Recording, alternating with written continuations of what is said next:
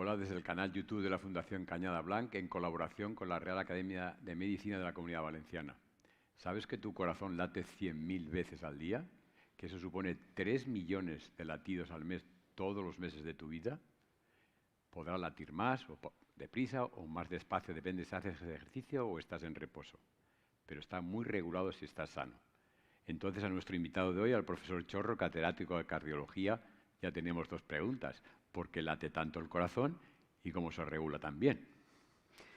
Bueno, el corazón efectivamente en toda la vida pues vendrá a latir más de 1 billón de veces y funciona gracias a dos elementos fundamentales. Uno, que tiene la capacidad de mantener el ritmo espontáneamente, y dos, que responde a las necesidades del organismo modificando su frecuencia en función de la actividad que estemos realizando o algún otro tipo de circunstancias. O sea, la característica principal del corazón sería su capacidad para mantener el ritmo y, por otra parte, su capacidad de adaptarse a las necesidades del organismo en cualquier momento de nuestra vida. ¿Nos puedes hablar de el marcapasos fisiológico, el que nacemos con él, lo que la gente le llama la fábrica de producción eléctrica para que el corazón se pueda contraer? El corazón consta de distintos tipos de células y de tejidos. Hay unas que son las células musculares, que son las responsables de que el corazón bombee la sangre y la haga llegar a todo el organismo. Y otras que son responsables de que esa actividad se mantenga de una manera espontánea o que se adapte, como hemos dicho, a las circunstancias que nos rodean. Esas células son lo que llamamos el sistema de conducción y bueno, son las que conducen los impulsos eléctricos que originan la capacidad de bombear la sangre. Dentro de ese sistema de conducción existe un nodo, un conjunto de células que están en las aurículas, que son el nodo sinusal, y esas son las responsables de que el corazón tenga el ritmo normal. O sea, el marcapasos fisiológico del corazón es el nodo sinusal, que son unas células que se encuentran en las aurículas. Si el corazón se contrae tanto, necesitará oxígeno y nutrirse. ¿Cómo se oxigena bien el corazón cuando estamos en reposo? Porque lo extrae todo el oxígeno que puede, del que pasa por las coronarias, y porque el público tiene que saber cuando hace ejercicio físico se dilata, pasa más sangre y extrae más oxígeno. Pero ¿cómo se nutre el corazón? En términos generales, en condiciones normales. El corazón forma parte del organismo y a la vez es responsable de que a todo el organismo, incluido el corazón, pues le lleguen los nutrientes, el oxígeno que hacen posible que se contraiga en el caso del músculo, ¿no? Y eso se consigue gracias a unas arterias, las arterias coronarias, que llevan la sangre hasta todo el tejido miocárdico, todo el músculo cardíaco. Y esa sangre es la que lleva el oxígeno, la glucosa, los ácidos grasos, distintas sustancias que permiten que ese corazón se nutra, forme energía y esa energía se transforme en esa capacidad de impulsar la sangre a todo el organismo. Hablemos de deporte y ritmo cardíaco. En una conferencia, diálogo previo que tuvimos aquí en el ciclo de vida saludable, hablamos de que había una fórmula que es 220 menos la edad como el tope máximo de la frecuencia cardíaca recomendado por vosotros los cardiólogos. ¿Nos puedes ampliar ese conocimiento para que la gente que hace ejercicio todos los días, que se preocupa por su salud, sepa cuándo tiene que parar o qué margen de fiabilidad tiene con el ritmo cardíaco? El corazón, como hemos dicho, se adapta a las circunstancias. Ahora venía andando a esta reunión y, bueno, he venido un poco rápido y entonces la frecuencia cardíaca pues aumenta un poco. Por la noche, cuando estamos durmiendo, pues no necesitamos que se expulse tanta cantidad de sangre y entonces el corazón enlentece su ritmo. La frecuencia durante el sueño es menor. O sea, se adapta el corazón a esas circunstancias. Cuando hacemos ejercicio necesitamos hacer llegar a los músculos fundamentalmente pues más sangre, más nutrientes para poder mantener esa actividad. Y El corazón lo que hace es, por una parte, aumentar la frecuencia con la que se contrae y, por otra, impulsa con mayor fuerza la sangre que sale del corazón. Mediante estos mecanismos se adapta. Lo normal es que la frecuencia no supere esta cifra que has comentado muy bien, que es 220 menos la edad. Es decir, a medida que nos hacemos mayores, la frecuencia máxima disminuye. Y habitualmente la recomendación cuando se hace ejercicio es mantener, no llegar al límite, sino mantener una frecuencia, pues, por ejemplo, un 20% inferior a la frecuencia máxima.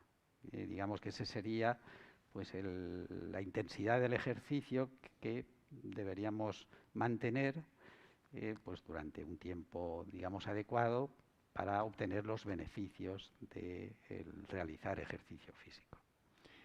Hemos dado un marco general de cómo funciona normalmente y vamos a entrar ahora en la patología. Cuando hay una alteración del ritmo, los médicos que manejamos mucha terminología y el público en general, incluso el culto, le es difícil de seguir, a las alteraciones del ritmo le llamamos arritmias. Pero arritmia va de un extrasístole simple a una fibrilación auricular o a un flúter auricular. Encaminemos por ahí. Explica al público las arritmias en una visión general, luego ya vamos hablando de una forma específica. El corazón se adapta a las circunstancias, aumenta o disminuye la frecuencia de una manera fisiológica, o sea, de una manera normal. Pero en ocasiones esa adaptación pues, no ocurre de manera normal o aparecen alteraciones o bien por exceso de frecuencia o bien por defecto de frecuencia. O sea, el corazón a veces va más rápido de lo que debiera y a veces va más lento de lo que debiera. Dentro de unos límites consideramos que es una arritmia, pues por ejemplo, una frecuencia mayor o menor de esos límites, o una frecuencia irregular. Normalmente el corazón, aunque hay fluctuaciones fisiológicas, por ejemplo, al respirar, al inspirar se acelera un poquito el corazón, al expirar disminuye la frecuencia.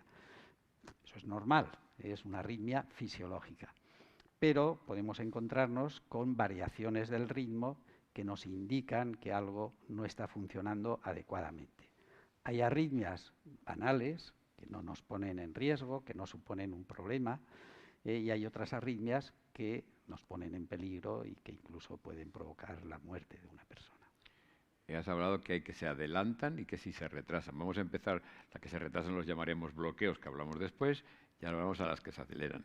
Y entre las más frecuentes está la fibrilación auricular, porque la gente se preocupa y nos lo pregunta. ¿Nos explicas qué es una fibrilación auricular? ¿Nos explicas los riesgos que tiene? Y luego hablaremos del tratamiento, si hay que seguirlo siempre, si cambia la evolución.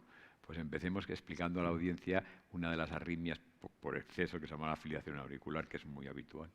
Sí, la fibrilación auricular es la arritmia sostenida más frecuente, aunque las arritmias más frecuentes son las extrasístoles, o sea, esos latidos de más que notamos a veces, que hay quien lo percibe, hay quien no, hay quien le da la impresión de que da un vuelco el corazón o de que se para momentáneamente. Esa es la arritmia más frecuente, pero no es sostenida. Y generalmente, si no hay una patología cardíaca, es algo sin importancia, excepto en cuanto a que alguien lo nota, lo percibe y es motivo de preocupación. Pero cuando hablamos de arritmias sostenidas, pueden ser de la parte superior del corazón, las aurículas, o de la parte de los ventrículos.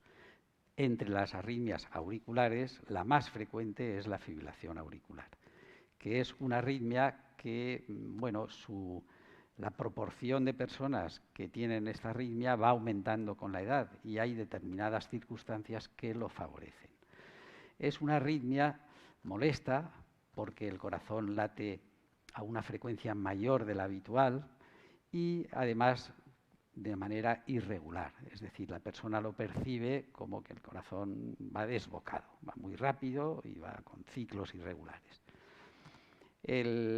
Digamos, las consecuencias de esta arritmia son, por una parte, al ir tan rápido, pues el corazón se fatiga y digamos, la circulación en el organismo se altera, y por otra parte, al no contraerse las aurículas debido a esa activación tan rápida de las aurículas, pues la sangre se puede remansar en las aurículas y se pueden formar trombos y pueden dar lugar a complicaciones embólicas. Depende también de unos factores de riesgo. Por suerte, durante la fibrilación auricular, la contracción o la activación de las aurículas es de más de 300 por minuto. Pero hay un filtro que hace que a los ventrículos, que son los responsables de impulsar la sangre hasta el organismo, solo lleguen pues 100, 120. Con lo cual, pues bueno, es molesto, pero el organismo, salvo en circunstancias de alteración de la función cardíaca, lo puede soportar. En el caso de las arritmias ventriculares ya no hay un filtro y ahí ya nos encontramos con otro tipo de problemas. ¿Son más graves? Sí, las arritmias ventriculares son más graves porque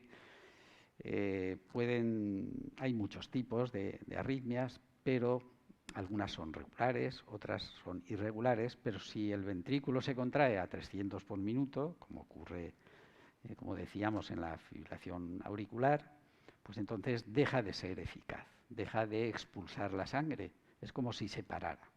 Y eso puede provocar la muerte por parada cardíaca. Es una de las causas de la parada cardíaca. Y volviendo a las auriculares, más frecuente, que es la fibrilación auricular, a medida que vivimos más años hay más riesgo, por lo tanto, que la circulación por las coronarias sea buena o sea correcta, eso evita que estadísticamente la población tenga menos fibrilación auricular.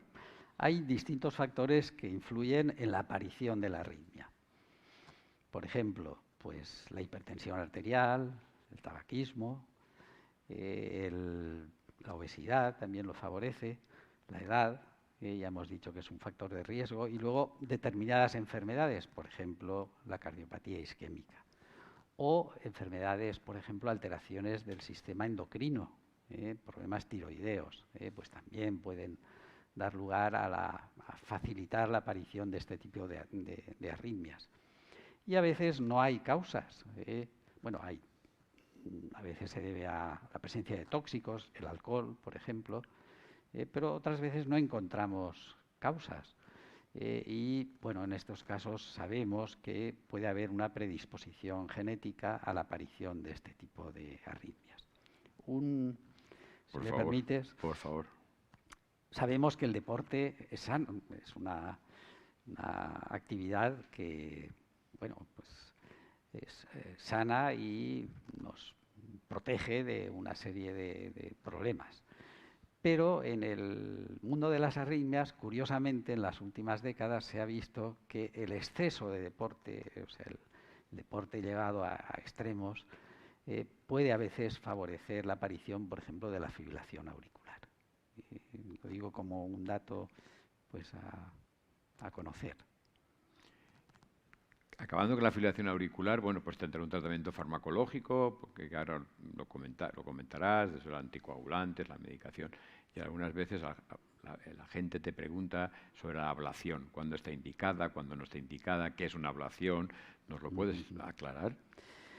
En el caso de la fibrilación auricular, las medidas terapéuticas, aparte de la prevención, de combatir los factores de riesgo, pues durante bastantes años disponíamos pues, de fármacos con sus limitaciones, o bien para restablecer el ritmo normal, o bien para que el ventrículo, en vez de contraerse a 120 por minuto, pues se contrajera a 70, 60, que es lo normal.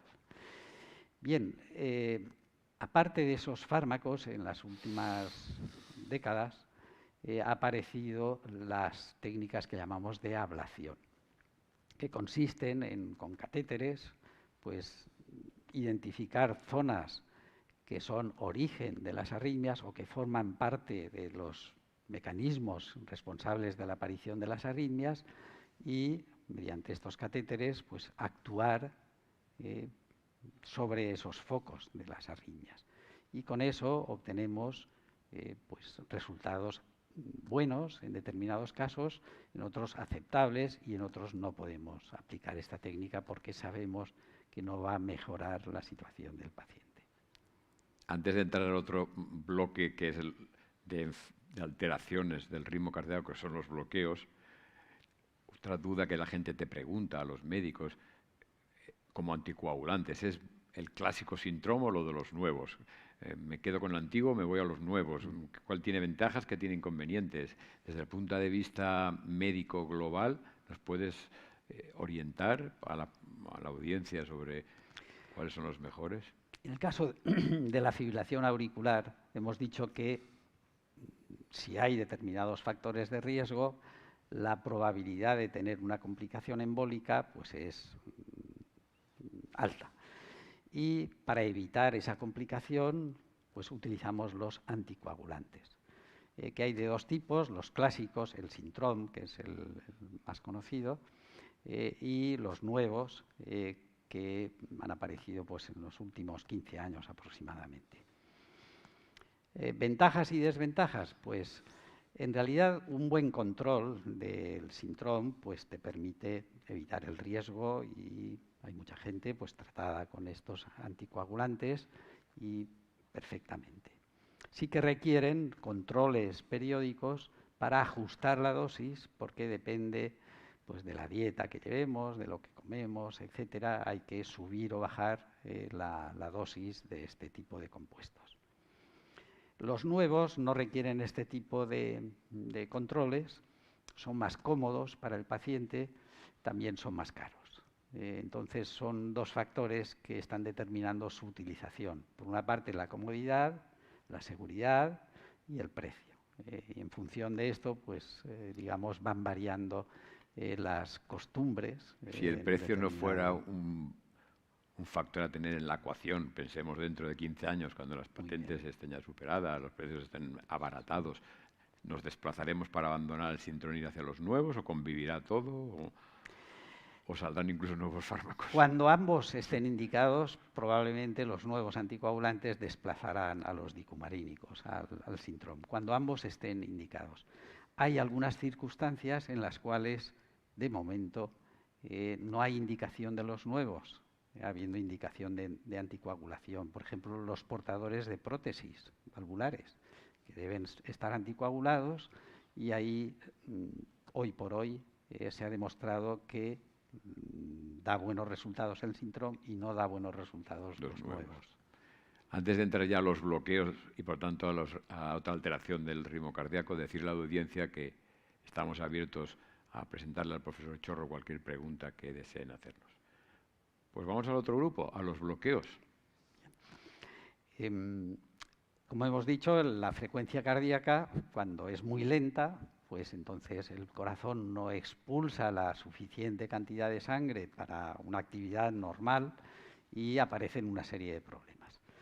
En la década de los 50 del siglo pasado, antes, pues cuando el sistema de conducción se deterioraba a veces por degeneración, por la edad, vamos a decirlo así, pues aparecía un bloqueo completo, el corazón iba a una frecuencia de 30, 40 por minuto, y bueno, pues el paciente estaba de alguna manera condenado a una vida muy limitada.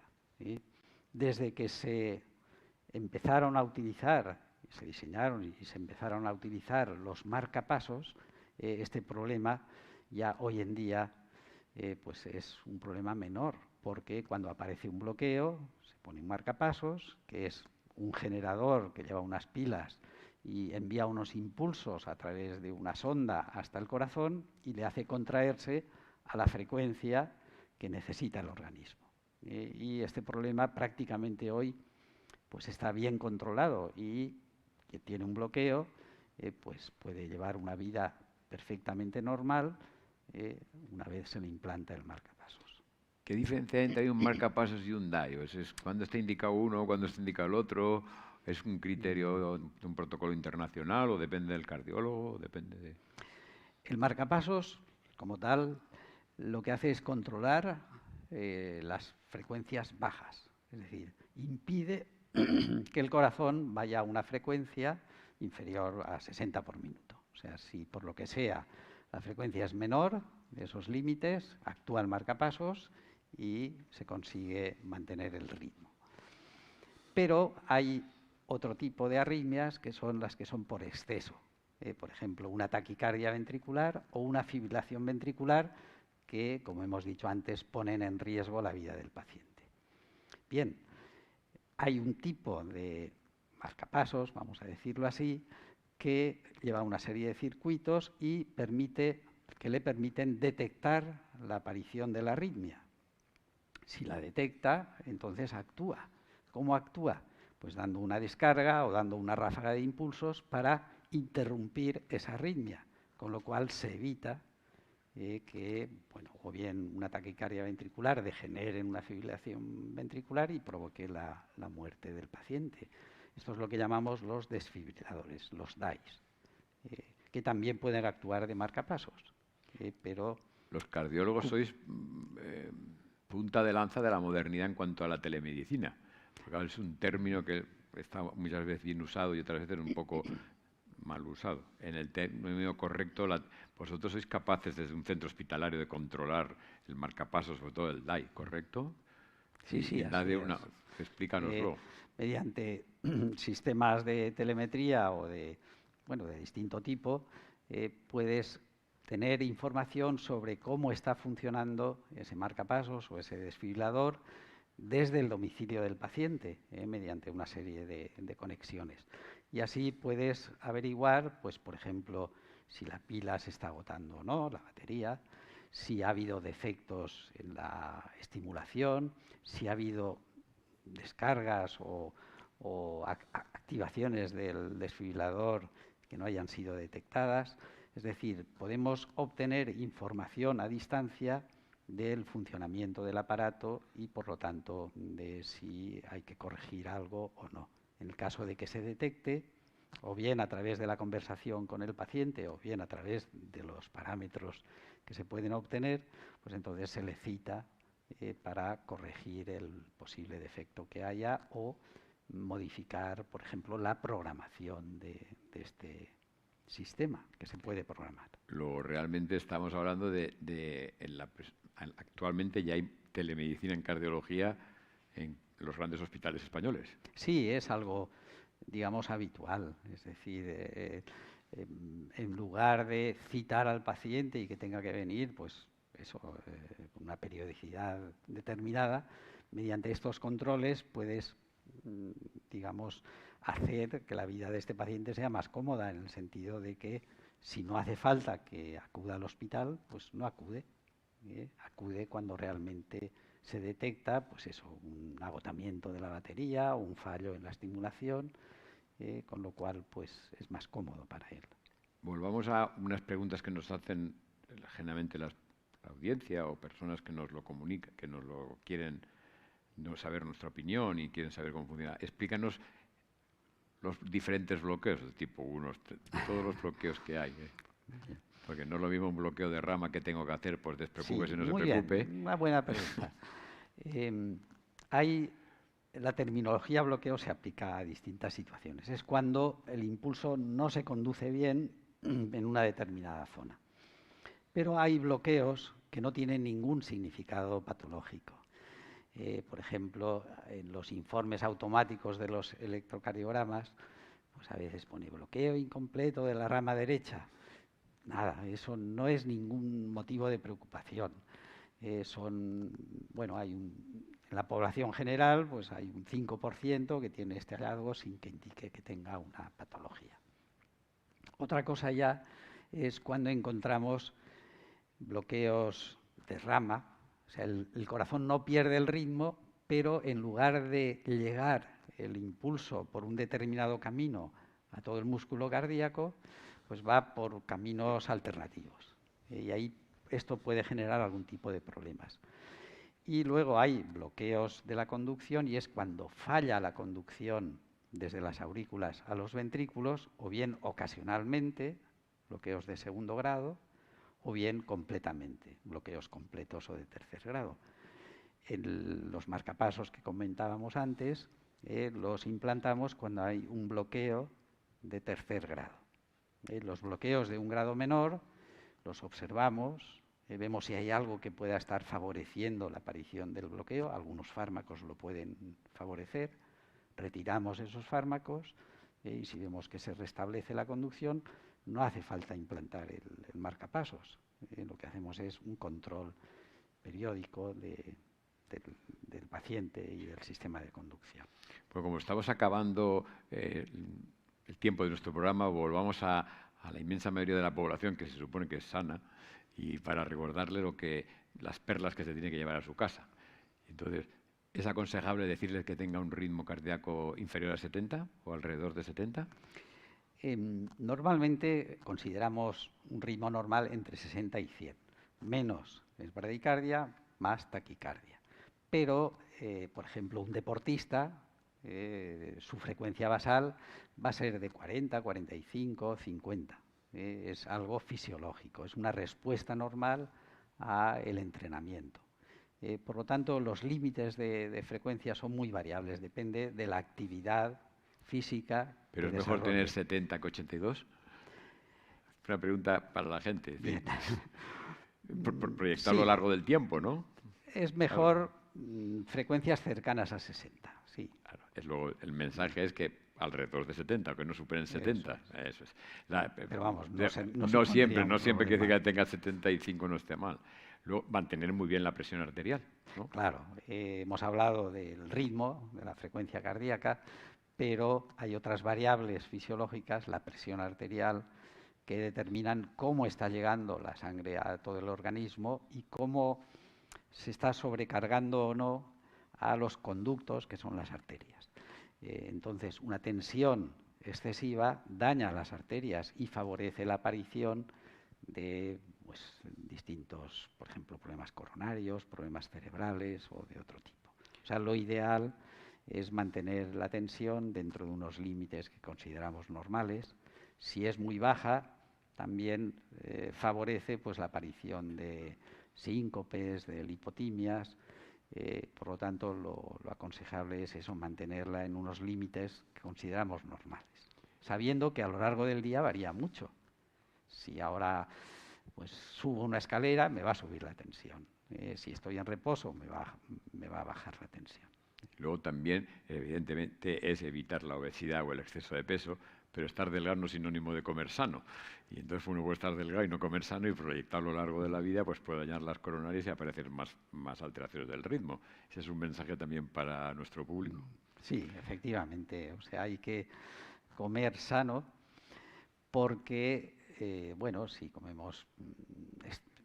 si ingerimos un exceso de grasas de origen animal, de grasas saturadas, pues eso va a favorecer la aparición de la aterosclerosis y eso va a favorecer, por ejemplo, que se obstruyan las arterias coronarias, que aparezcan la angina, el infarto, que son a su vez causa de arritmias.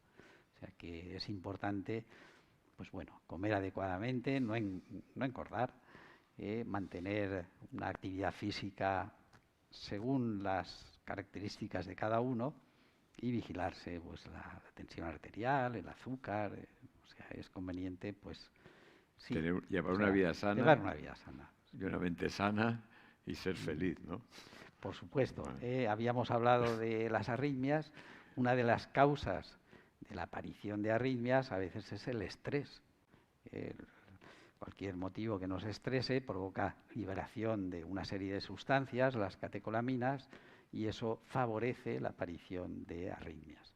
Por ejemplo, los extrasístoles que decíamos antes, los latidos esos que todo el mundo nota en alguna ocasión, pues son más frecuentes cuando estamos en una situación de estrés o de preocupaciones intensas, etcétera. Pues, querido profesor Chorro, Javier, amigo, muchas gracias y muchas gracias a la audiencia y espero que les haya sido de utilidad este diálogo.